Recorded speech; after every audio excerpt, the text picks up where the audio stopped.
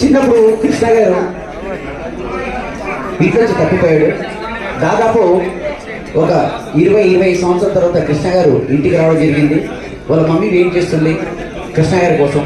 కృష్ణ గారు రాయగానే వాళ్ళ మమ్మీ ఎంత హ్యాపీ ఫీల్ అవుతుందంటే, అంటే అమ్మ అనే పిలుపు దూరం అవుతుంది. అమ్మ కృష్ణ గారు రాయగానే ఎవరు బాబు గుర్తుపట్టలేదు, పెద్ద అయ్యారు కాబట్టి ఎవరు బాబు అడుగుతుంది. చూద్దాం అది ఇద్దరి మధ్యలో అలా ఉంటాయి.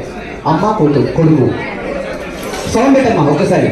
హలో హలో నాన్న సౌండ్ పెట్టు. హలో బాబు బండి ఎలా ఉన్నావు నాన్న? బాగున్నానమ్మా. ఒక్కసారి అమ్మాను నాన్న. అమ్మా ఇంకొక్కసారి అను నాన్న.